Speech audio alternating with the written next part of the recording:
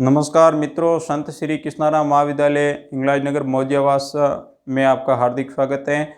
मित्रों, आज मैं प्रवीण कुमार सुतार कक्षा बीए प्रथम वर्ष की भूगोल विषय को लेकर प्रस्तुत हूँ। महाविद्यालय में हम कोविड-19 की वजह से यानी नियमित अध्ययन नहीं करवा पा रहे हैं, इसीलिए हम कुछ आपको मार्गदर्शन देने के लिए आज ऑनलाइन यूट्यूब प्लेटफॉर्म को लेकर आपके सामने प्रस्तुत हूँ। यानी मैं आज भूगोल विषय से संबंधित बात करूँगा, जो कि अपने पाठ्यक्रम जयनारायण व्यास यूनिवर्सिटी जोधपुर के जो सिलेबस के अनुसार हैं। हम भूगोल विषय के अंतर्गत सबसे पहले ये देखते हैं कि अपने बीए प्रथम वर्ष के पाठ्यक्रम में क्या शामिल है, क्योंकि जैसे ही हम कोई किसी विषय को पढ़ते हैं तो सर्वप्रथम हमें पाठ्यक्रम की जानकारी जरूरी है।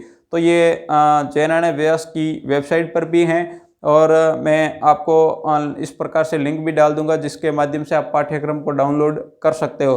सर्वप्रथम मैं भूगोल की कुछ सामान्य बातें आपको बता देता हूं कि भूगोल विषय के अंतर्गत हमारे बीए प्रथम वर्ष के अंतर्गत दो प्रकार की पुस्तकें आती हैं। प्रथम पुस्तक का नाम है भौतिक भूगोल, जिसको हम अपना फिजिकल ज्योग्राफी कहते हैं, भौतिक भूगोल।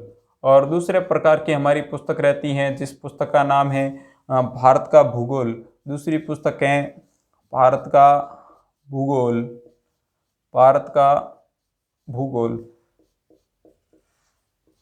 और उसके बाद तीसरे प्रकार की पुस्तक रहती हैं, जिसको अपन कहते हैं प्रायोगिक भूगोल, प्रायोगिक भूगोल यानी प्रैक्टिकल ज्योग्राफी। कुल मिला के हमारी जो बीए प्रथम वर्ष में 3 प्रकार की पुस्तकें का अध्ययन किया जाता है। उन पुस्तकों में हम देखते हैं कि कौन सी पुस्तक कितने अंकों की आती है। सर्वप्रथम अगर मैं बात करता हूं कि फिजिकल ज्योग्राफी है, वो हमारे बीए के पाठ्यक्रम में 75 अंकों की आती है। उसके बाद दूसरे प्रकार की ज्योग्राफी इंडियन ज्योग्राफी है, वो भी हमारे 75 अंकों की या 75 मार्क्स अपने कह सकते हैं 75। उसके बाद तीसरे प्रकार की पुस्तकें प्रायोगिक भूगोल, ये आती हैं 50 अंकों की। कुल मिला के यहाँ पर अपन देखते हैं कि बीए प्रथम वर्ष के अंतर्गत हैं भूगोल की जो टोटल तीनों पुस्तकों के अंक भार होते हैं, वो होते हैं 200। कितने होते हैं? 200 अंक होते हैं। यानी 75 क्या भूगोल प्रथम पार्ट या भूगोल जिसे फर्स्ट पेपर कह सकते हैं, 75 अंकों की भूगोल सेकंड पेपर, 50 अंकों की प्रायोगिक परीक्षा होती है। इन दोनों की 75 फर्स्ट पेपर और 75 सेकंड पेपर, इन 150 अंकों के हमारे जो मेन एग्ज़ाम होता है, जिसे अपने थ्योरी के माध्यम से कंप्लीट करते हैं। और दूसरा जो 50 अंक होता है, ये महाविद्यालय स्तर पर बाहर से परीक्षक प्रायोगिक परीक्षा लेने के लिए आता है। इसके साथ साथ हमें कुछ गांव का सर्वे करना पड़ता है, साथ में ही एक प्रकार की जो प्रायोगिक रिकॉर्ड पुस्तिका है उसका निर्माण करना पड़ता है। कुछ हम इस प्रकार का जरीब व फीता सर्वेक्षण का भी अध्ययन करते हैं। तो कुल मिला के हमारे 200 अंकों की परीक्षाएँ संपूर्ण होती हैं। आज हम इस भूगोल, भौतिक भूगोल, भारत का भूगोल, प्रायोगिक भूगोल, यानी तीनों में से हम भारत को भूगोल का अध्ययन शुरुआत करते हैं, क्योंकि ये एक सरलतम विषय। हम पूर्व कक्षा में जैसे कि 11th 12th में अगर किसी विद्यार्थी के ज्योग्राफी रह चुकी है तो उसके लिए एक सरलतम होगा, ताकि भूगोल में हम आसानी से समझ सकते हैं। क्योंकि भूगोल विषय को पढ़ने के लिए हमारे पास जिज्ञासा या फिर अपने कह सकते हैं रुचि होना जरूरी है, ताकि उस विषय को हम गहराई से अध्ययन कर सके। वैसे ये विज्ञान की तरह है, क्योंकि इसको रट नहीं सकते हैं, केवल इसको समझना पड़ता है। तो आज हम सर्वप्रथम देखते हैं कि भूगोल, जिस भारत का भूगोल है, इसके अंतर्गत हम भारत से संबंधित बात करेंगे। कि हमारा आज का जो पहला टॉपिक है कि भारत का सामान्य परिचय। ये अपने सिलेबस के अनुसार भी है, क्योंकि सिलेबस में यहाँ से बहुत ही अच्छा क्वेश्चन आता है। भारत से संबंधित छोटे क्वेश्चन भी आते हैं और बड़े क्वेश्चन भी आते हैं। तो आज हम भारत का सामान्य परिचय पढ़ेंगे, जिसमें लैटिट्यूड, लॉन्गिट्यूड और भारत की स्थिति, विस्तार, भारत के नाम, कई प्रकार के जैसे समय मानक रेखा, करक रेखा, इन सभी का अध्ययन आज के इस वीडियो के माध्यम से हम अध्ययन करेंगे। सबसे पहले अपन बात करते हैं कि हमारे सामने एक शब्द उभर के आता है कि भारत क्या है। अगर हम संविधान में देखते हैं तो संविधान के अनुच्छेद 1 में कहा गया है कि भारत एक राज्यों का क्या है? संघ है, यानी भारत एक राज्यों से बना है। तो ये तो आधुनिक बात हो गई। अगर हम प्राचीन समय से देखते हैं कि ऋग्वेद से या फिर इतिहास की दृष्टि से देखते हैं तो ऋग्वेद में भारत भूमि के लिए प्राचीन समय में आर्यावर्त या फिर आर्यों का निवास स्थल के रूप में इसे माना जाता है। उसके बाद हम देखते हैं कुछ जैसे कि ईरानी विद्वान या फिर कुछ अन्य विद्वान हैं, अब इसके लिए इंडिया, भारत, हिंदुस्तान इस प्रकार के शब्दों का प्रयोग करते हैं। तो प्राचीन समय में हम इतिहास में देखते हैं कि ऋग्वेद में हमें जो आर्यावर्त इस क्षेत्र के लिए उल्लेख मिलता है, यानी ऋग्वेद में इस क्षेत्र के लिए क्या कहा गया है, आर्यावर्त, यानी जो आर्यों का क्या है, निवास स्थल है। उसके बाद मान लीजिए कि हम भारत की अगर दूसरा नाम देखते हैं कि भारत को हम हिंदुस्तान भी कहते हैं, कई बार लिखा होता है कि भारत क्या है, हिंदुस्तान है, हिंदुस्तान। तो यहाँ पर ये प्रश्न बनता है हिंदू कुश, जो कि इस साइड में भारत और इस साइड में फारस को क्या करती थी, अलग। तो उस समय यानी हिंदू कुश पर्वत श्रृंखला है, हिंदू कुश के जो पूर्व की तरफ का भारत था उसके लिए जो भारत शब्द प्रयोग में लिया जाता था, इसी कारण कुछ लोगों ने इसे क्या नाम दे दिया था, हिंदुस्तान। और हिंदुस्तान नाम देने का कारण ही था हिंदू कुश पर्वत श्रृंखला के कारण इसका नामकरण रखा गया था। कई बार हमने इंडिया भी देखा है, तो ग्रीक विद्वान हैं वो इस सिंधु नदी जो भारत में मुख्य रूप से प्रवाहित होती है, ग्रीक विद्वान है इसी सिंधु नदी के लिए एक शब्द प्रयोग में लेते थे, इंडस। क्या लेते थे, इंडस, जिसको अपन कह सकते हैं ग्रीक विद्वान INDUS, इंडस शब्द लेते थे। और उसके बाद धीरे धीरे ये इंडस शब्द है इंडिया के रूप में परिवर्तित हो गया। तो इस प्रकार जो हिंदुस्तान शब्द हैं वो भारत और फारस को अलग करने वाली हिंदू कुश पर्वत श्रृंखला के कारण रखा गया। और दूसरा शब्द है इंडिया, जो कि ग्रीक विद्वान है वो इस सिंधु नदी को इंडस के रूप में कहते थे, इसी कारण इसका फिर नामकरण इंडिया हो गया। और तीसरा है भारत। माना जाता है कि भारत जो शब्द हैं ये मुख्य रूप से आर्यों ने रखा था, क्योंकि जब भारत में आर्य आए थे तो यहाँ पर जो पहले से निवासित थे उनको भगा दिया या उनको यहाँ से खदेड़ दिया था, और जो भरत नाम की शाखा थी उन्होंने यहाँ पर शासन किया, इसी कारण इसका नामकरण हो गया भारत। तो कुल मिला के हम कह सकते हैं कि भारत के जैसे 2-3 नाम हैं, एक हिंदुस्तान है, दूसरा है भारत और तीसरा है इंडस यानी इंडिया। ये नाम इसीलिए रखे गए थे कि कुछ अलग अलग जैसे मतानुसार रखे गए थे।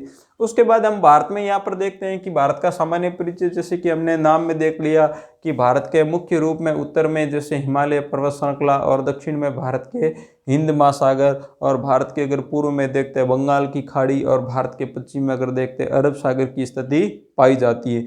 तो हम ग्लोब पर भारत का अध्ययन कैसे करेंगे?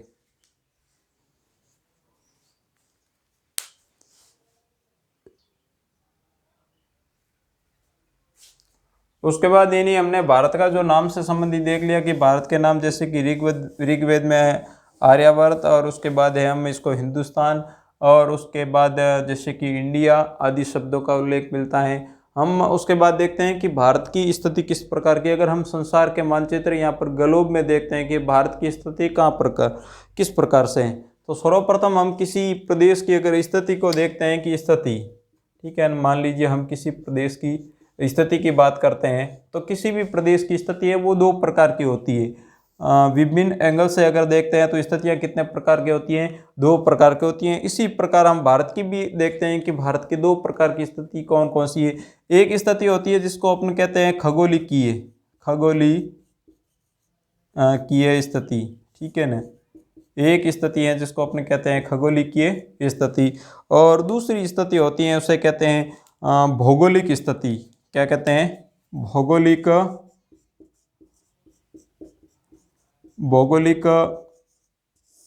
स्थिति।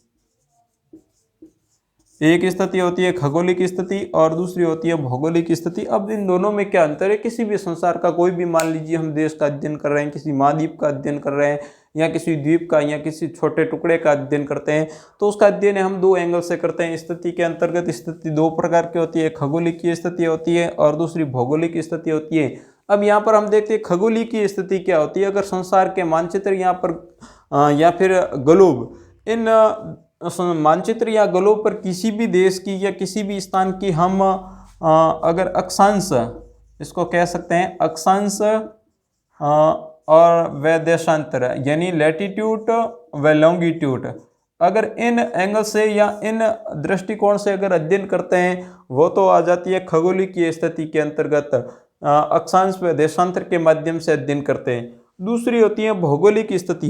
भौगोलिक स्थिति के अंतर्गत हम क्षेत्र से तुलना करते हैं या फिर किसी भौगोलिक परिस्थिति के परिदृश्य या उसके संदर्भ में अध्ययन करते हैं। जैसे कि भारत के संदर्भ में कह सकते हैं कि हिंद महासागर के उत्तर में भारत की स्थिति क्या है, हिंद महासागर के उत्तर में, हिंद महासागर के उत्तर में, या फिर कैसे कह सकते हैं कि हिंद महासागर के उत्तर में, हिमालय के दक्षिण में, या फिर एशिया के दक्षिण पूर्व में भारत की स्थिति पाई जाती है।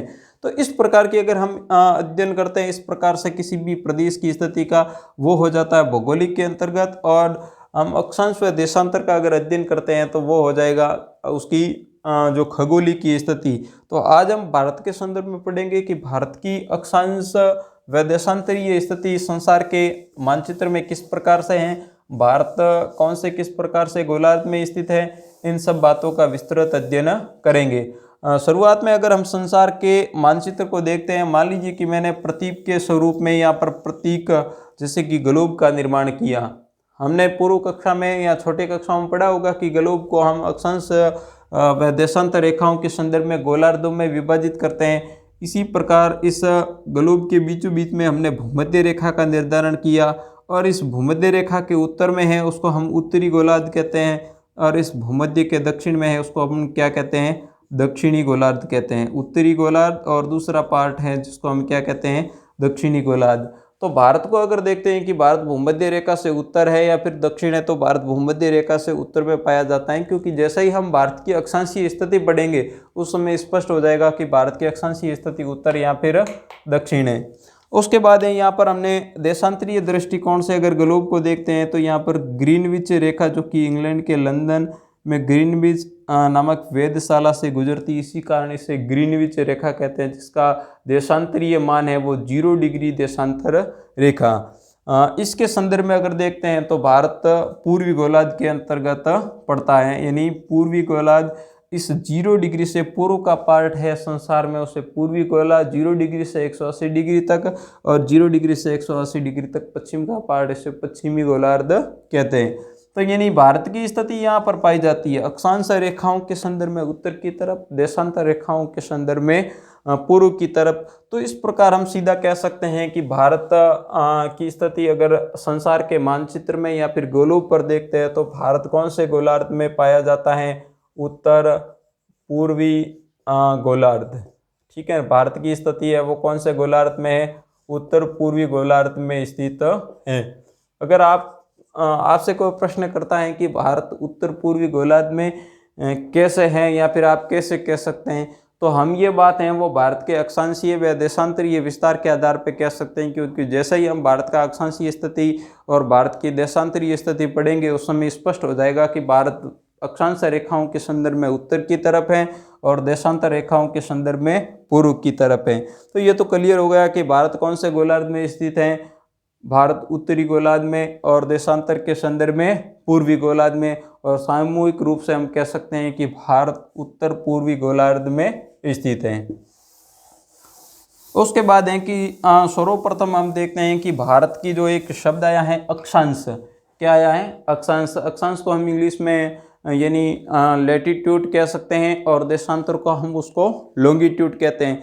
पूर्व कक्षा में हमने पढ़ा होगा अक्षांश क्या है, अक्षांश रेखाएं क्या हैं, या फिर देशांतर क्या है, या फिर देशांतर रेखाएं क्या हैं। इनका विस्तृत जो छोटी कक्षा में देख चुके हैं। तो आज हम देखते हैं कि भारत ग्लोब में कहाँ स्थित है और इसकी स्थिति किस प्रकार से पाई जाती है। उससे पहले मैं आपको भारत का एक हल्का सा रेखा चित्र बना देता हूँ ताकि समझने में आसानी रहेगी।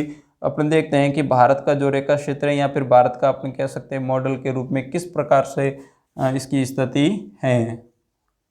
हल्का सा बनाने का प्रयास करना चाहिए ताकि आपकी जो धीरे धीरे है वो आदत का निर्माण हो जाएगा।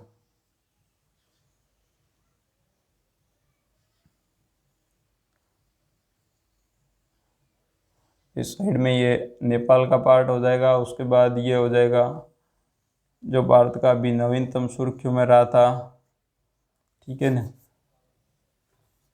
जम्मू कश्मीर, फिर लद्दाख और पंजाब हरियाणा, पंजाब, और उसके बाद ये राजस्थान, और उसके बाद ये गुजरात का पार्ट, काठियावाड़ तट, और उसके बाद ये महाराष्ट्र, गोवा, कर्नाटक, केरल का पार्ट।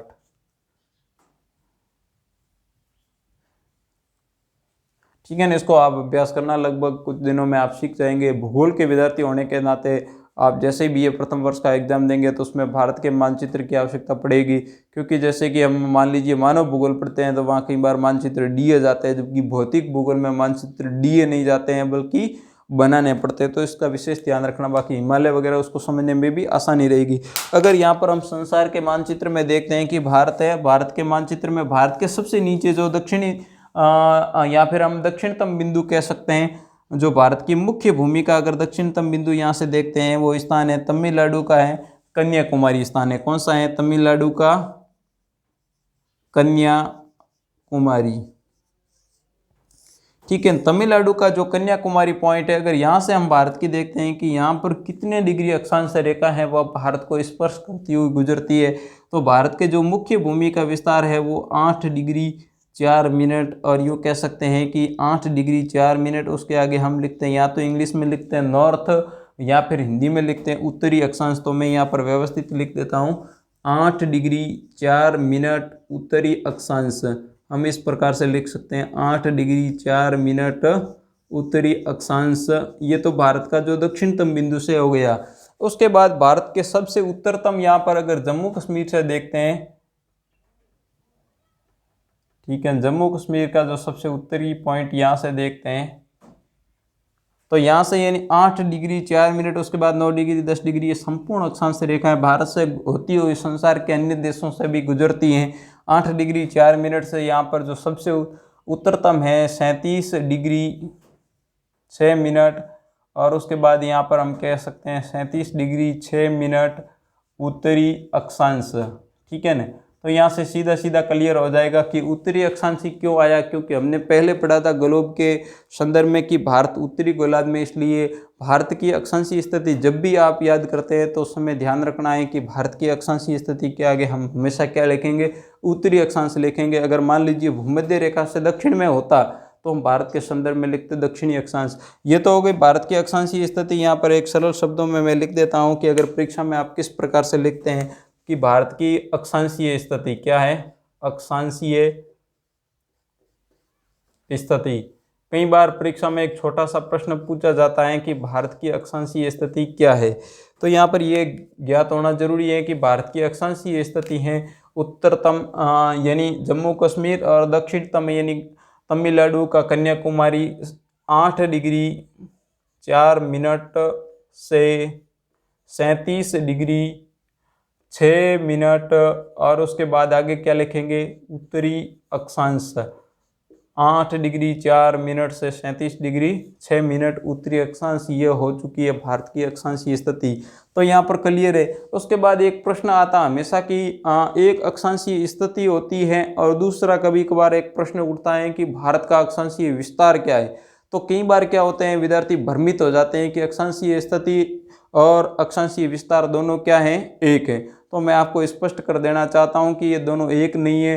अक्षांशीय स्थिति ये दर्शाती है कि भारत कौन से अक्षांश से लेकर कौन से अक्षांश तक है वो विस्तृत है, जबकि दूसरा है कि अक्षांशीय विस्तार, विस्तार ये कहता है कि भारत में कितनी अक्षांश है, भारत से कितनी अक्षांश रेखाएं गुजरती है। तो मान लीजिए कि विद्यार्थियों अगर आपको याद है कि भारत की अक्षांशीय स्थिति क्या है, जैसे कि 8 डिग्री 4 मिनट से 37 डिग्री 6 मिनट, तब हम यहाँ पर भारत का अक्षांशीय विस्तार ज्ञात कर सकते हैं। जैसे कि मैं आपको उदाहरण के माध्यम से समझाता हूँ। जैसे कि एग्जाम्पल फॉर ये हो गया कि भारत की अक्षांशीय स्थिति कितनी है? 8 डिग्री 4 मिनट से लेके 37 डिग्री 6 मिनट।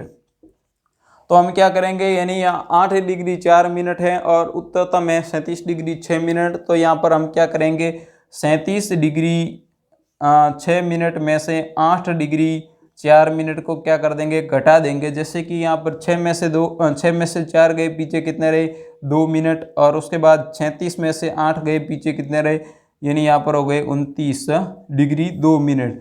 तो दूसरा यहाँ पर ये हमारा प्रश्न क्लियर हो जाता है कि भारत की अक्षांशीय स्थिति, और दूसरा है कि अक्षांशीय विस्तार कितना है, भारत का अक्षांशीय विस्तार। ठीक है, तो यहाँ पर आप आसानी से लिख सकते हैं कि भारत का अक्षांशीय विस्तार कितना है, 29°2'। उसके बाद ये स्पष्ट कर देना चाहता हूँ कि अक्षांशीय विस्तार के साथ कभी हम उत्तर या दक्षिण शब्द का प्रयोग नहीं करते हैं, क्योंकि हमारे यहाँ उससे कोई मतलब नहीं है। हम तो ये उसमें स्पष्ट करते हैं कि भारत से कितनी अक्षांश रेखाएं गुजरती हैं।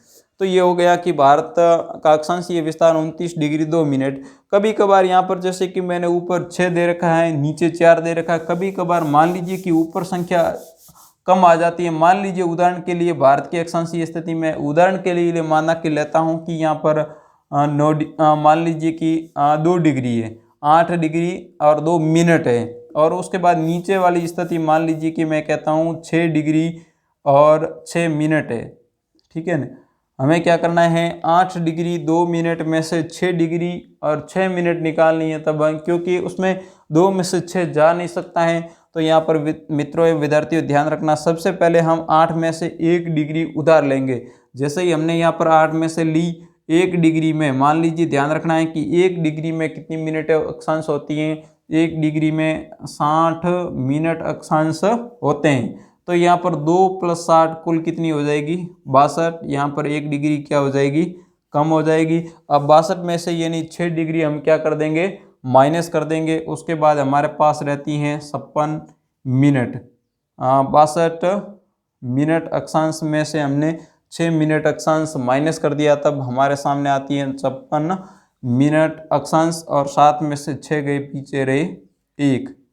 तो यहाँ पर हमारे सामने ये उभर के आ रहा है कि यहाँ इसका विस्तार होगा 1 डिग्री 56 मिनट। ये भी ध्यान रखना है कि 1 डिग्री में 60 मिनट अक्षांश होते हैं और 1 मिनट अक्षांश में 60 सेकंड अक्षांश। पूर्व की तरफ हम मानचित्र में अगर देखते हैं, भारत के पूर्व की तरफ यानी बंगाल की खाड़ी, भारत के दक्षिण में हिंद महासागर की स्थिति यहाँ पर हो गई, और इस साइड में हो जाएगी अरब सागर। ठीक है, इस साइड में ये हो गया भारत के जो पश्चिम की तरफ है अरब सागर, और इस साइड में भारत के जो पूर्वी भाग है, इस पूर्वी भाग की तरफ हो जाएगा बंगाल की खाड़ी। बंगाल की खाड़ी, ये हो गया बंगाल की खाड़ी।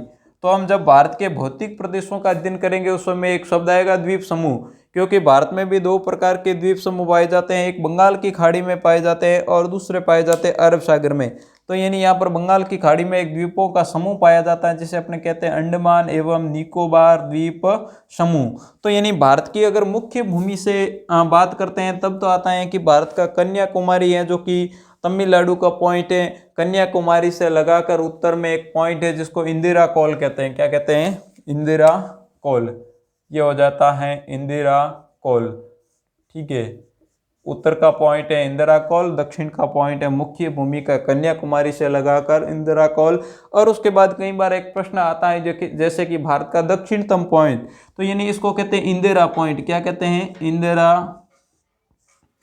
इंदिरा पॉइंट कहते हैं। ये ध्यान रखना। इसकी भी अगर अक्षांशीय स्थिति देखते हैं तो यहाँ पर इसकी अक्षांशीय स्थिति पाई जाती है 6 डिग्री 4 मिनट 6 डिग्री 45 मिनट। ठीक है, 6 डिग्री 45 मिनट उत्तरी अक्षांश। तो कई बार ऐसा प्रश्न आता है कि भारत की जो मुख्य भूमि से न लेके अगर दक्षिणतम बिंदु से अक्षांशीय स्थिति पूछ दी जाती है, उसमें ध्यान रखना है कि जो अंडमान निकोबार द्वीप समूह है उसका जो ग्रेट निकोबार है, कौन सा है, ग्रेट निकोबार में, जो कि दक्षिणतम बिंदु जिसे इंदिरा पॉइंट कहते हैं, सुनामी लहरों की वजह से ये पॉइंट डूब गया था। 6 डिग्री 45 मिनट उत्तरी अक्षांश, ये तो है भारत के दक्षिणतम बिंदु हैं। मुख्य भूमि से आता है तो 8 डिग्री 4 मिनट उत्तरी अक्षांश। ये स्पष्ट रखना है आपको। आगे विस्तृत और बताऊंगा कि अंडमान एवं निकोबार है जो कि 2 अलग अलग द्वीपों के क्या है, समूह। और इस साइड में हमारे यहाँ पर जो अरब सागर में स्थित है जिसको कहते हैं लक्षद्वीप, यानी लाख द्वीपों का समूह, लक्षद्वीप। इस प्रकार से हो गया। उसके बाद है कि अक्षांशीय स्थिति क्लियर होने के बाद हम नेक्स्ट देखते हैं कि भारत की जो अक्षांशीय स्थिति के बाद है देशांतरीय स्थिति। देशांतरीय स्थिति, ठीक है ना। भारत की देशांतरीय स्थिति क्या है, क्योंकि अक्षांशीय स्थिति को हम ग्लोब पर इस प्रकार से लेते हैं, लेटीट्यूड लेते हैं, और देशांतरीय स्थिति को लेते हैं लॉन्गिट्यूड। तो भारत कौन कौन से देशांतरों के मध्य स्थित है, अगर भारत के यानी यहाँ पर पश्चिम, और भारत का यह जो पूर्वी पश्चिम की तरफ यहाँ पर अंतिम राज्य अगर देखते हैं तो पड़ता है गुजरात। कौन सा राज्य है, गुजरात। और गुजरात का यह जो पॉइंट है पोरबंदर, कौन सा है, पोरबंदर। और यहाँ से अगर देखा जाता है एक स्थान का नाम है गोरमोता। कौन सा स्थान है, गोरमोता। यहाँ से जो देशांतरीय रेखा गुजरती है उसका मान है 68 डिग्री 7 मिनट। ठीक है ना। अगर भारत की देशांतरीय स्थिति से संबंधित बात आती है तो कि भारत के पश्चिम की तरफ गुजरात राज्य में पोरबंदर के पास एक स्थान है गोरमोता, या फिर इसको कई बार सर क्रीक भी लिखा हुआ होता है। 68 डिग्री 7 मिनट। मित्रों एवं विद्यार्थियों ध्यान रखना कि यहाँ पर हम उत्तरी व दक्षिणी का प्रयोग न करके किसका करेंगे, पूर्वी, क्योंकि हमने पढ़ा था कि भारत की स्थिति उत्तर पूर्वी गोलार्ध में पाई जाती है। 68 डिग्री 7 मिनट, आगे क्या लिखेंगे, पूर्वी, और उसके बाद क्या लिखेंगे, देशांतर। 68 डिग्री 7 मिनट पूर्वी देशांतर से लगा के भारत के अगर इस साइड में पूर्वोत्तर अगर देखा जाता है तो अंतिम यहाँ पर राज्य पड़ता है, वो कौन सा राज्य पड़ता है, अरुणाचल प्रदेश। ठीक है, अरुणाचल प्रदेश। और अरुणाचल प्रदेश का अगर स्थान देखते हैं किबतू, केबतू। ठीक है ना। अरुणाचल प्रदेश का स्थान है किबतू है, या किबतू इसको कहते हैं, किबतू कह सकते हैं। 68 डिग्री 7 मिनट से लगा के जो पूर्वोत्तर भारत का पूर्वी पॉइंट है 97 डिग्री 25 मिनट। ठीक है ना। और आगे लिखेंगे पूर्वी देशांतर, 97 डिग्री 25 मिनट पूर्वी देशांतर। तो इस प्रकार से ये स्पष्ट हो जाता है कि भारत की मानचित्र के संदर्भ में खगोलीय स्थिति किस प्रकार की है। खगोलीय स्थिति में ध्यान रखना कि अक्षांश देशांतर रेखाओं का अध्ययन किया जाता है। अक्षांशीय स्थिति में हमने भारत के दक्षिणतम बिंदु से देखा था कि 6 डिग्री 45 मिनट उत्तरी अक्षांश से लगाकर 37 डिग्री 6 मिनट उत्तरी अक्षांश, और मुख्य भूमि से देखते हैं 8 डिग्री 4 मिनट से लगाकर 37 डिग्री 6 मिनट। और भारत का अगर देशांतरीय स्थिति देखते हैं तो इस साइड में पश्चिम की तरफ गुजरात का जो गोरमता या सरक्रीक स्थान है 68 डिग्री 7 मिनट से लगाकर 97 डिग्री 25 मिनट। अरुणाचल प्रदेश का किबतू नामक स्थान तक भारत का जो देशांतरीय स्थिति स्पष्ट हो जाती है। उसके बाद दूसरा यहाँ पर यह आता है कि भारत की जो देशांतरीय विस्तार कितना है। यहाँ पर ये हम देख लेते हैं कि भारत का देशांतरीय विस्तार, तो जैसे ही हमने अक्षांशीय स्थिति से विस्तार ज्ञात किया था, इसी प्रकार हम देशांतरीय स्थिति से क्या करेंगे, भारत का देशांतरीय विस्तार, यानी भारत से कुल कितनी देशांतर रेखाएं गुजरती हैं। तो इस साइड में अगर देखते हैं भारत का 97 डिग्री 25 मिनट, आगे क्या है, पूर्वी देशांतर है। और इस साइड में गुजरात के पास है 68 डिग्री और दूसरा है 7 मिनट। ठीक है, 25 में से यानी यहाँ पर हम 7 माइनस कर देते हैं, पीछे कितने रहते हैं, पीछे रहते हैं हमारे यहाँ पर 18 मिनट हो जाएगा देशांतर। और यहाँ पर यानी 97 में से अपन कर देते हैं 17, 8 पीछे रहे 9, और उसके बाद है यानी यहाँ 8 में से 6 गए, पीछे रहते हैं 29। ठीक है, 29 डिग्री और 18 मिनट ये भारत का क्या हो जाएगा, देशांतरीय विस्तार, 29 डिग्री और 18 मिनट। इस प्रकार यहाँ पर स्पष्ट हो जाता है कि भारत के अक्षांशीय विस्तार 29 डिग्री 2 मिनट और भारत का देशांतरीय विस्तार है वो कितना है, 29 डिग्री 18 मिनट।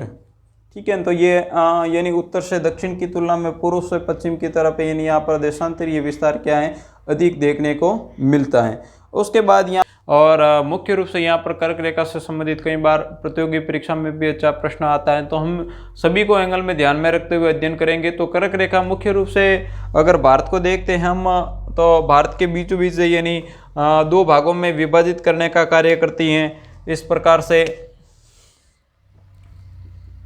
जो मैं डैश डैश बना रहा हूँ ये कर्क रेखा है, समथिंग हम इस रेखा चित्र के माध्यम से समझेंगे। थोड़ी सी मैं हल्की सी ऊपर करता हूँ क्योंकि थोड़ा सा रेखा चित्र में इस साइड में मिजोरम को भी शामिल करना है। ठीक है, ये हो गई हमारी भारत की बीचों बीच जो कि भारत को 2 भागों बांटने का कार्य करती है, जिसको अपने कहते हैं कर्क रेखा। यहाँ पर हमने एक कर्क रेखा का ही क्यों लिया, क्योंकि भारत से जो कर्क रेखा गुजरती है, जैसे कि हम संसार के मानचित्र पर 3 रेखाओं के महत्वपूर्ण स्थान के बारे में देखते हैं कि पृथ्वी को बीचों बीच से विभाजित करने वाली रेखा को कहते हैं भूमध्य रेखा, और भूमध्य रेखा से 23.5 डिग्री उत्तरी अक्षांश जिसे हम कहते हैं, यानी 23.5 डिग्री उत्तरी अक्षांश को हम क्या कहते हैं, कर्क रेखा, जिसका मान है 23.5 डिग्री उत्तरी अक्षांश। और संसार के मानचित्र पर 23.5 डिग्री दक्षिणी अक्षांश में जिसे मकर रेखा कहते हैं। इन तीनों रेखाओं का विशेष महत्वपूर्ण स्थान होने का मुख्य कारण है कि सूर्य की वर्ष पर किरणें हैं वो मकर से लगाकर कर्क के मध्य वर्ष पर कैसी होती है, लंबवत रहती है, क्योंकि सूर्य एक बार उत्तरायण की तरफ और सूर्य की 2 बार स्थिति वर्ष भर में रहती है भूमध्य रेखा पर, और एक बार सूर्य की स्थिति दक्षिणायन पर रहती है। फिलहाल अगर बात की जाती है कि वर्तमान में सूर्य की स्थिति है वो कहाँ पर है, दक्षिणी गोलार्ध में। इसी कारण अपने यहाँ पर उत्तरी गोलार्ध में सूर्य की किरणें कैसे पड़ती हैं, तिरछी पड़ती हैं। इसी कारण उत्तरी गोलार्ध में इस समय शीत ऋतु पाई जाती है वर्तमान समय में। तो हम बात कर रहे थे कि कर्क रेखा पर यानी लगभग जून के समय अगर हम व्यवस्थित देखते हैं 21 जून, ध्यान रखना डेट, 21 जून के दिन कर्क रेखा पर सूर्य की किरणें हैं वो सीधी, इनका एंगल पड़ता है यहाँ पर 21 जून के दिन सूर्य की किरणें सीधी पड़ती हैं। इसी कारण यहाँ पर जून के समय अत्यधिक गर्मी पड़ती है। और कर्क रेखा की बात की जाती है, कर्क रेखा भारत के कितने राज्यों से होकर गुजरती है, तो कर्क रेखा भारत के कितने राज्यों से होकर गुजरती है मित्रों एवं विद्यार्थियों, 8 राज्यों से होकर गुजरती है कर्क रेखा। लिख देना अपनी अभ्यास पुस्तिका में कि कर्क रेखा भारत के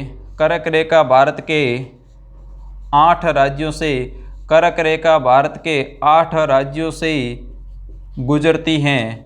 कर्क रेखा भारत के कितने राज्यों से गुजरती हैं, कर्क रेखा भारत के कितने राज्यों से गुजरती है, 8 राज्य। इन राज्यों के नाम मैं क्रमानुसार बता रहा हूँ, लगभग आप समझने की कोशिश करना, क्योंकि इसमें रटने की कोई आवश्यकता नहीं है।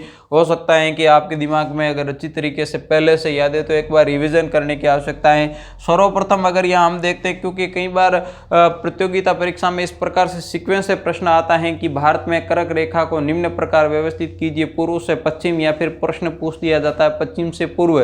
तो मैं यहाँ पर भारत के मानचित्र में अपने देखता हूँ कि पश्चिम से पूर्व की तरफ कौन कौन से राज्य इस सीक्वेंस के अंतर्गत आते हैं जिससे कर्क रेखा भारत से गुजरती है। सर्वप्रथम हम यहाँ पर देख सकते हैं कि कौन सा राज्य आता है, 1 नंबर का राज्य आता है गुजरात।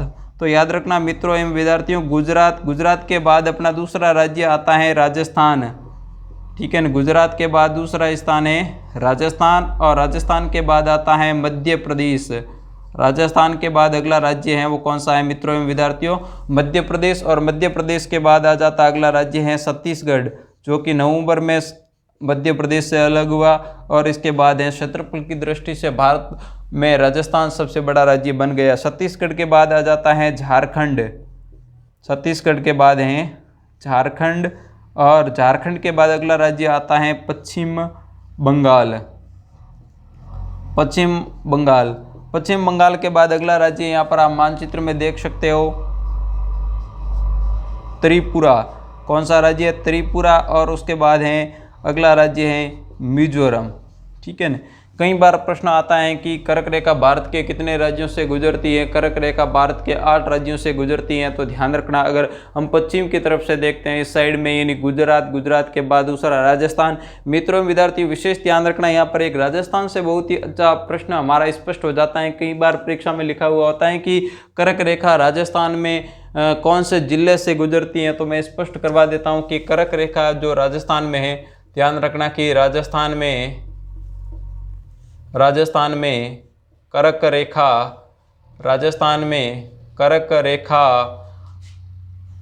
बांसवाड़ा जिले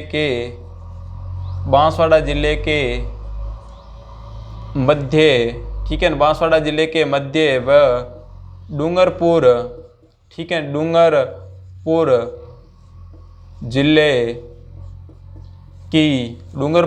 की सीमा को स्पर्श करती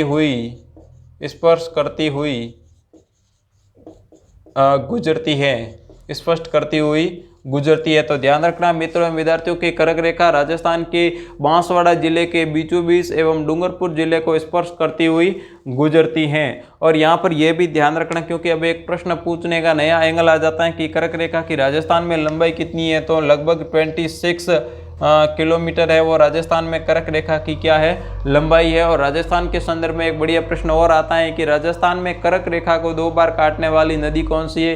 कर्क रेखा को 2 बार काटने वाली नदी कौन सी है, माई नदी। तो यहाँ पर हम देख रहे थे कि कर्क रेखा जो पश्चिम से पूर्व की तरफ है, इस साइड में गुजरात, गुजरात के बाद राजस्थान, राजस्थान के बाद मध्य प्रदेश, छत्तीसगढ़, झारखंड, पश्चिम बंगाल, उसके बाद त्रिपुरा और मिजोरम।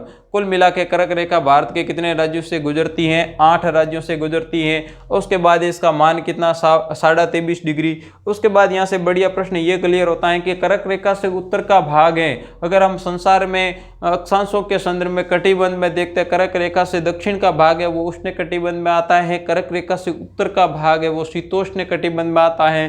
तो भारत की अगर हम जलवायु देखते हैं कटिबंध से संबंधित कि भारत की जलवायु किस प्रकार की है, क्योंकि हम एशिया की बात करते हैं तो एशिया की जलवायु है वो मानसूनी जलवायु है। इसी कारण भारत की जलवायु से संबंधित लिखते हैं कि भारत की जलवायु कैसी है, उष्ण कटिबंधीय, क्योंकि भारत का अधिकांश भाग है उष्ण कटिबंध। और यहाँ पर हिमालय की स्थिति के कारण ये भी भाग उष्ण कटिबंध जैसा ही व्यवहार करता है। उष्ण कटिबंधीय भारत की जलवायु है उष्ण कटिबंधीय मानसूनी जलवायु पाई जाती है। कैसी पाई जाती है, मानसूनी जलवायु पाई जाती हैं। ये स्पष्ट कर देना, क्योंकि भारत की स्थिति यहाँ पर ये स्पष्ट हो जाती है 8 डिग्री 4 मिनट से 37 डिग्री 6 मिनट। तो यहाँ पर उष्ण कटिबंधीय मानसूनी जलवायु पाई जाती है। कर्क रेखा भारत के कितने राज्यों से गुजरती है, 8 राज्यों से। कर्क रेखा का मान कितना है, 23.5 डिग्री। राजस्थान से बांसवाड़ा जिले के बीच से और डूंगरपुर जिले की सीमा को स्पर्श करती हुई कर्क रेखा गुजरती है। उसके बाद कई बार एक प्रश्न आता है कि भारत में जिसको अपने समय यमोत्तर कहते हैं या फिर समय मानक रेखा कहते हैं, कि भारत के कितने राज्यों से गुजरती हैं। और इस रेखा का मान शायद आपने पूर्व कक्षा में भी पढ़ा होगा कि इस रेखा का मान है वो कितना है, 82.5 डिग्री। और 82.5 डिग्री इसे कहते हैं पूर्वी देशांतर, क्योंकि जहाँ से 23.5 डिग्री पूर्वी देशांतर पर जो स्थानीय समय है वो संपूर्ण भारत का क्या रहेगा, समय रहेगा। लगभग ये भारत के बीचों बीच से पड़ती है। इसी कारण भारत की मानक समय रेखा इसको रखा गया है। 82.5 डिग्री पर एक स्थान है जो कि उत्तर प्रदेश का, पहले नाम इसका इलाहाबाद था, वर्तमान में इसका नाम हो गया प्रयागराज। तो प्रयागराज में एक नैनी नामक स्थान है, उस स्थान पर यानी ये वेधशाला स्थापित है जहाँ से संपूर्ण भारत के जो समय का निर्धारण किया जाता है। तो ये भारत के कितने राज्यों से गुजरती है, ध्यान रखना, 82.5 डिग्री पूर्वी देशांतर या समय मानक रेखा है वो भारत के 5 राज्यों से गुजरती है। मित्रों एवं विद्यार्थियों, कितने राज्यों से गुजरती है, 82.5 डिग्री पूर्वी देशांतर। ठीक है, 82.5 डिग्री पूर्वी देशांतर, 82.5 डिग्री पूर्वी देशांतर या फिर समय मानक रेखा कह सकते हैं आप इसको, समय मानक रेखा या समय मानक लाइन कह सकते हो। ये भारत के कितने राज्यों से गुजरती है, 5 राज्यों से गुजरती है। कितने राज्यों से गुजरती है, 5 राज्यों से गुजरती है। अगर मैं राज्यों की यहाँ से सीक्वेंस बताता हूँ तो हम सर्वप्रथम देखते हैं यहाँ पर कौन से राज्य की स्थिति पाई जाती है, उत्तर प्रदेश की स्थिति पाई जाती है। कौन सा राज्य 1 नंबर में, उत्तर प्रदेश। ध्यान रखना कि उत्तर प्रदेश, और उत्तर प्रदेश के बाद और उसके बाद अगला राज्य आता है छत्तीसगढ़। कौन सा राज्य है, छत्तीसगढ़। और सॉरी छत्तीसगढ़ नहीं है, यहाँ पर अगला राज्य आता है झारखंड की जगह आ जाएगा छत्तीसगढ़, छत्तीसगढ़। और उसके बाद आता है उड़ीसा। अगला राज्य कौन सा है, उड़ीसा। और उसके बाद अगला राज्य है आंध्र प्रदेश। कुल मिला के 82.5 जो पूर्वी देशांतर हैं। तो ये नहीं, ये हो गया 82.5 पूर्वी देशांतर जिसे समय मानक रेखा कहते हैं। भारत के कितने राज्यों से गुजरती है, 5 राज्यों से, जैसे उत्तर प्रदेश, उसके बाद है मध्य प्रदेश, उसके बाद है छत्तीसगढ़, उसके बाद उड़ीसा, उसके बाद है आंध्र प्रदेश। तो ये भारत के 5 राज्यों से, कर्क रेखा भारत के 8 राज्यों से। एक बार मैं और प्रश्न स्पष्ट करवा देता हूँ कि एक स्थान ऐसा है छत्तीसगढ़ का, और उस स्थान यानी उस जिले का नाम है सरगुजा जिला। कौन सा जिला है, सरगुजा जिला। इस सरगुजा नामक स्थान पर यानी 23.5 डिग्री उत्तरी अक्षांश जिसे कर्क रेखा और 82.5 पूर्वी देशांतर, ये दोनों आपस में यहाँ पर क्या होती है, क्रॉस कुल मिला के यानी आपस में क्रॉस होती है। सरगुजा जिला ध्यान रखना। तो ये हमारा हो गया कि कर्क रेखा भारत के कितने राज्यों से, 8 राज्यों से। समय मानक रेखा या 82.5 पूर्वी देशांतर, ये भारत के कितने राज्यों से गुजरती है, तो ये भारत के 5 राज्यों से गुजरती है। कौन से स्थान पर आपस में प्रतिच्छेद होती है, तो ये छत्तीसगढ़ का स्थान है जिसका नाम है सरगुजा। उसके बाद है यहाँ पर हम देखते हैं कि भारत का अगर क्षेत्रफल देखते हैं कि कुल भारत का क्षेत्रफल कितना है, तो अगर भारत का संसार में देखते हैं कि भारत का क्षेत्रफल है वो क्षेत्रफल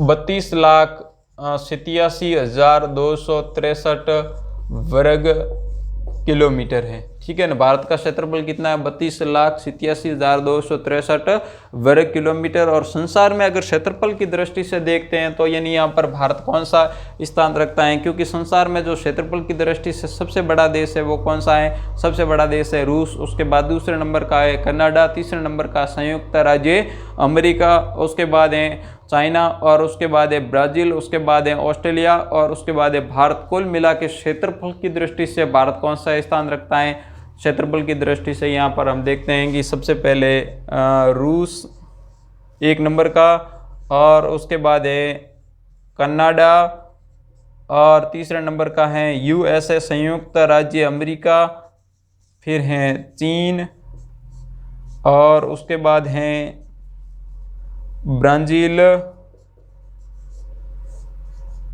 और उसके बाद 6ठे नंबर का है ऑस्ट्रेलिया, और उसके बाद हैं 7वें नंबर का है वो अपना भारत। तो यानी यहाँ ये स्पष्ट हो गया क्षेत्रफल की दृष्टि से भारत का संसार में कौन सा स्थान है, 7वां स्थान है। उसके बाद एक कि संपूर्ण संसार का मान लीजिए 100% भूभाग है, कितना प्रतिशत भूभाग है, 100% भूभाग है, उसमें से भारत में कितना है, 2.41%, यानी 2.41% भूमि या भूभाग है वो कहाँ पर स्थित है, भारत में स्थित है। तो संसार में भारत क्षेत्रफल की दृष्टि से 7वां, जबकि जनसंख्या की दृष्टि से भारत कौन सा स्थान रखता है, द्वितीय स्थान रखता है। क्योंकि जनसंख्या में भारत जनसंख्या की दृष्टि से देखते हैं, जनसंख्या क्योंकि भारत की जनसंख्या है वो 121 करोड़ या 1 अरब 21 करोड़ कह सकते हैं। जनसंख्या की दृष्टि से भारत का स्थान है द्वितीय। ठीक है, पहला स्थान है वो किसका है, चीन, और दूसरा स्थान है वो किसका है, भारत का। तो ये तो हो गया भारत का की क्षेत्रफल की दृष्टि से 7वां, 32,87,263 जनसंख्या की दृष्टि से भारत का दूसरा।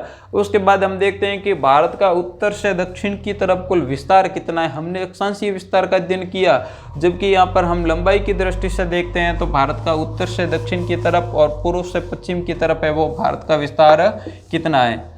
तो यानी यहाँ पर हम उत्तर से अगर देखते हैं कि जम्मू कश्मीर से लगा के हम भारत का जो दक्षिणतम पॉइंट है यहाँ पर जम्मू कश्मीर से लगाकर, ठीक है, भारत का जो दक्षिणी पॉइंट अगर हम दूरी नापते हैं वो आती है 3,214 किलोमीटर। ये विशेष ध्यान रखना, 3,214 किलोमीटर उत्तर में जम्मू कश्मीर से लगा के, दक्षिण में हम यहाँ पर तमिलनाडु का कन्याकुमारी, और यहाँ पर उत्तर में इंदिरा कोल।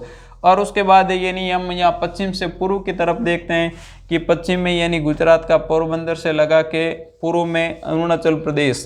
ठीक है ना, ये होती हैं कि पूर्व से पश्चिम की तरफ भारत की अगर हम चौड़ाई देखते हैं तो आती है 2,933 किलोमीटर। ये विशेष ध्यान रखना है कि भारत की उत्तर से दक्षिण में लंबाई, या फिर कह सकते हैं इसकी कितनी है, विस्तार कितना है, 3,214। भारत का पूर्व से पश्चिम की तरफ विस्तार या फिर चौड़ाई कह सकते हैं 2,933 किलोमीटर। यानी उत्तर से दक्षिण अधिक है और पूर्व से पश्चिम में उसकी क्या है, चौड़ाई कम है।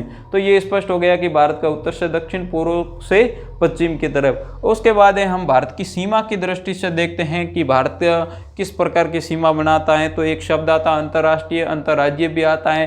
तो भारत कौन कौन से देशों से अंतर्राष्ट्रीय सीमा बनाता है, स्थलीय सीमा भी होती है, जलीय सीमा भी होती है। हालांकि भारत अधिकतर है वो स्थलीय सीमा का निर्माण करता है। फिर भी भारत के ये जो इस साइड में बंगाल की खाड़ी, इस साइड में अरब सागर है, यहाँ पर समुद्री सीमा भी लगती है। तो भारत की कुल स्थलीय सीमा है वो कुल कितनी है, 15,200 किलोमीटर। ये विशेष ध्यान रखना, आपने कह सकते हैं 15,200 किलोमीटर है वो भारत की क्या है, कुल स्थलीय सीमा। और दूसरी है मुख्य भूमि में अंडमान एवं निकोबार द्वीप समूह शामिल नहीं है। अगर मुख्य भूमि की बात करते हैं कि मुख्य भूमि की है तो वो तटीय सीमा है वो 6100 किलोमीटर यानी 6100 किलोमीटर है। और मान लीजिए कि संपूर्ण की बात की जाती है कि संपूर्ण समुद्री सीमा कितनी है 7516.6 या फिर 7516.6 किलोमीटर कह सकते हो। 6100 मुख्य भूमि की अंडमान एवं निकोबार को शामिल करते हैं 7516.6 और ये भारत की होगी स्थलीय सीमा और ये भारत की होगी समुद्री सीमा या जलीय सीमा। उसके बाद है कि भारत के मुख्य रूप से पड़ोसी देश जिनसे भारत की स्थलीय सीमा लगती है, तो अगर सर्वाधिक सीमा की बात करते हैं कि सर्वाधिक सीमा भारत की लगती है वो कौन से देश से लगती है, बांग्लादेश से लगती है। उसके बाद है दूसरी सीमा भारत की सर्वाधिक लगती है चीन से। तीसरी लगती है भारत की सर्वाधिक सीमा लगती है वो पाकिस्तान से लगती है। और उसके बाद अगली सीमा लगती है नेपाल से और उसके बाद लगती है म्यांमार और उसके बाद कम से कम लगती है वो अफगानिस्तान की सीमा लगती है। तो सर्वप्रथम यहाँ पर हम देखते हैं कि भारत व बांग्लादेश की सीमा है वो लगभग कितनी लगती है और कौन कौन से राज्यों से कितनी किलोमीटर सीमा लगती है। तो सर्वप्रथम देखते हैं कि वह भारत व बांग्लादेश, ठीक है ना, भारत व बांग्लादेश के मध्य सीमा है वो कुल कितनी है।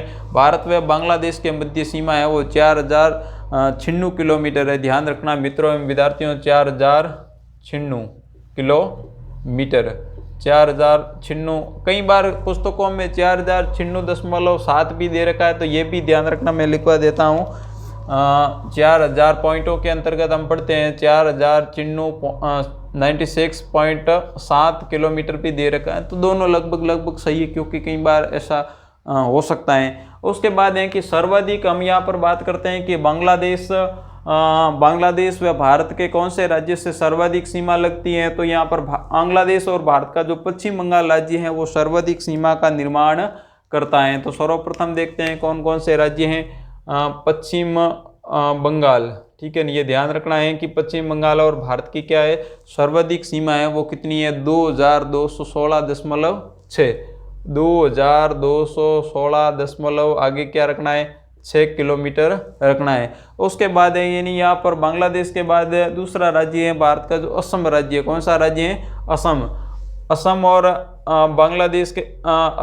बांग्लादेश के मध्य भारत की जो न्यूनतम सीमा लगती है वो लगती है 263 किलोमीटर। अधिकतम सीमा किससे हो गई, अधिकतम सीमा हो गई बांग्लादेश और पश्चिम बंगाल की कितनी है 2216.6 किलोमीटर। न्यूनतम सीमा किसकी है, न्यूनतम सीमा है वो असम की है और असम की सीमा है 263 किलोमीटर। न्यूनतम सीमा है वो कौन से राज्य की है, असम की है 263 किलोमीटर। तो ये हो गया पश्चिम बंगाल, उसके बाद है असम और उसके बाद अगला राज्य है मेघालय। कौन सा राज्य है मेघालय।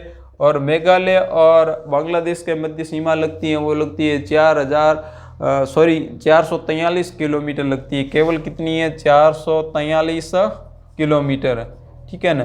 तो ये हो गया पश्चिम बंगाल हो गया। उसके बाद दूसरा असम हो गया, उसके बाद मेघालय हो गया, उसके बाद चौथा राज्य आता है त्रिपुरा। कौन सा राज्य आता है त्रिपुरा। और त्रिपुरा और बांग्लादेश के मध्य सीमा लगती है वो 856 किलोमीटर लगती है। कितनी है 856 किलोमीटर। और उसके बाद अगला राज्य यहाँ पर आप मानचित्र में देख सकते हो मिजोरम राज्य आता है। कौन सा राज्य आता है मिजोरम और बांग्लादेश के मध्य सीमा लगती है 318 किलोमीटर।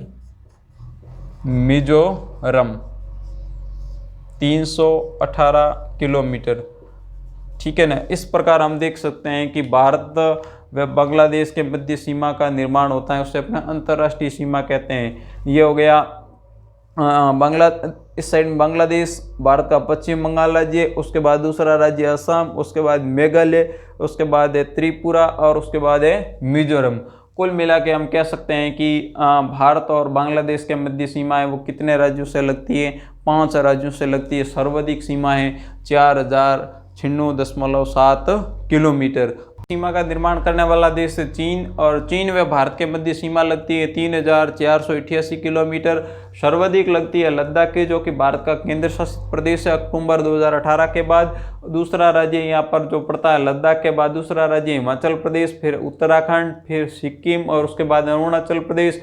सर्वाधिक सीमा लगती है वो लगती है लद्दाख से 1954 किलोमीटर। उसके बाद दूसरा हिमाचल प्रदेश जिसकी सीमा है 13,045 किलोमीटर। फिर तीसरा भारत का राज्य उत्तराखंड 463 किलोमीटर। फिर आता है सिक्किम, न्यूनतम सीमा निर्माण करता है 220 किलोमीटर। फिर अरुणाचल प्रदेश 1080। इस प्रकार भारत की जो सीमा निर्माण करने वाले दो अंतर्राष्ट्रीय देश, जैसे कि सर्वाधिक लगती है बांग्लादेश की, दूसरी लगती है चीन की, और तीसरा अंतर्राष्ट्रीय सीमा निर्माण करने वाला देश है जिसका नाम है पाकिस्तान। काफ़ी भारत व पाकिस्तान के मध्य रिश्तों को लेकर सुर्खियों में रहते हैं। तो तीसरा राज्य है वो पाकिस्तान। कौन सा राज्य है? पाकिस्तान। और पाकिस्तान व भारत के मध्य अगर सीमा है वो देखी जाती है जिसे हम रेड क्लिफ की भी कहते हैं। इस सीमा की लंबाई है 3000, यानी इसे कह सकते 3323 किलोमीटर के रूप में देख सकते हैं, यानी 3323 किलोमीटर। यहाँ पर हम मानचित्र में देख सकते हैं कि यहाँ से सर्वप्रथम पाकिस्तान व भारत का राज्य गुजरात के मध्य सीमा लगती हैं। उसके बाद पाकिस्तान व राजस्थान के मध्य सीमा लगती हैं, और उसके बाद पंजाब व पाकिस्तान के मध्य सीमा लगती है, और उसके बाद अगला भारत का केंद्र शासित प्रदेश आ जाता है जम्मू व कश्मीर। तो सर्वप्रथम यहाँ पर हम देखते हैं कि गुजरात व पाकिस्तान के मध्य सीमा कितनी लगती है। गुजरात व पाकिस्तान के मध्य सीमा लगती है 506 किलोमीटर। ध्यान रखना कितनी लगती है, 506 किलोमीटर।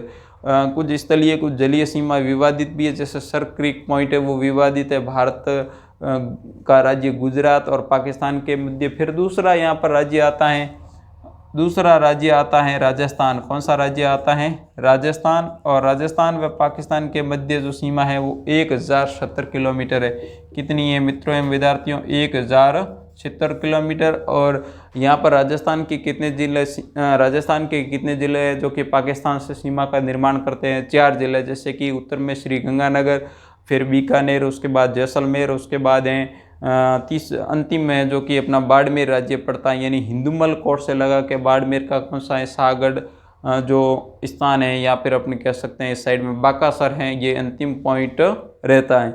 और इस तरफ यानी पाकिस्तान में 2 प्रांत है, पंजाब प्रांत है और दूसरा सिंध प्रांत है। पंजाब प्रांत के 6 जिले हैं, सिंध प्रांत के कितने जिले हैं? 3 जिले हैं। जैसे कि पंजाब प्रांत के अंतर्गत पाकिस्तान का बावलनगर, बावलपुर, रईमियार खान, घोटकी सुकुर, खैरपुर, संगर, उमरकोट और थार पारकर, यानी पंजाब के 6 और सिंध प्रांत के 3, ये कुल मिला के 9 जिले जो पाकिस्तान के, जो कि राजस्थान से सीमाओं का निर्माण करते हैं। और इस सीमा को जो भारत व पाकिस्तान के मध्य सीमा को क्या कहते हैं? रेड क्लिफ कहते हैं, क्योंकि सर रेड क्लिफ के नेतृत्व में इसका निर्धारण किया गया था। और तीसरा यहाँ पर राज्य पड़ता है, वो कौन सा राज्य पड़ता है? पंजाब। कौन सा राज्य है? पंजाब, जिसकी सीमा है 425 किलोमीटर। और पंजाब के बाद अगला राज्य पड़ता है जम्मू कश्मीर। कौन सा राज्य पड़ता है? जम्मू कश्मीर। और जम्मू कश्मीर की सीमा पड़ती है 1222 किलोमीटर। तो इस प्रकार से भारत व अन्य देशों की सीमा 3 देशों की कंप्लीट हो चुकी है। भारत बांग्लादेश हो चुका है, भारत चाइना हो चुका है, भारत पाकिस्तान हो चुका है। उसके बाद अगला राज्य पड़ता है भारत व नेपाल के मध्य जो सीमा है वो कितने किलोमीटर लगती है। तो यहाँ पर हम देखते हैं कि भारत व नेपाल के मध्य अंतर्राष्ट्रीय सीमा है वो कितनी है? 1751। ठीक है, भारत व नेपाल के मध्य अंतर्राष्ट्रीय सीमा है वो कितनी है? 1751 किलोमीटर। तो यहाँ पर सर्वप्रथम देख सकते हैं मानचित्र पर कौन सा राज्य पड़ता है? उत्तराखंड। कौन सा राज्य है? उत्तराखंड।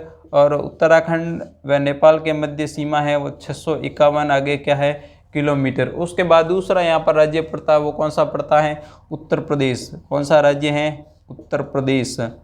उत्तर प्रदेश। और यहाँ पर नेपाल के मध्य सीमा है वो कितनी है? 303 किलोमीटर। और उसके बाद यहाँ पर अगला राज्य कौन सा पड़ता है? बिहार। कौन सा राज्य पड़ता है? बिहार। बिहार और नेपाल के मध्य सीमा है वो कितनी है? 601 किलोमीटर। और उसके बाद अगला राज्य है वो कौन सा है? सिक्किम। कौन सा राज्य है? सिक्किम। और सिक्किम व नेपाल के मध्य सीमा है वो 98 किलोमीटर। और अंतिम यहाँ पर जो दार्जिलिंग या पश्चिम बंगाल के कुछ पॉइंट है, पश्चिम बंगाल और नेपाल के मध्य सीमा है 96 किलोमीटर। तो इस प्रकार से नेपाल व भारत की मध्य सीमा है वो कितनी है, 1751। उत्तराखंड की 651, उत्तर प्रदेश की 303, और उसके बाद बिहार की 601, सिक्किम की 98 यानी 98, और पश्चिम बंगाल की है 96 किलोमीटर। तो कुल मिला के ये नेपाल व भारत के मध्य सीमा है, अंतर्राष्ट्रीय सीमा है वो कितनी है, 1751 किलोमीटर है।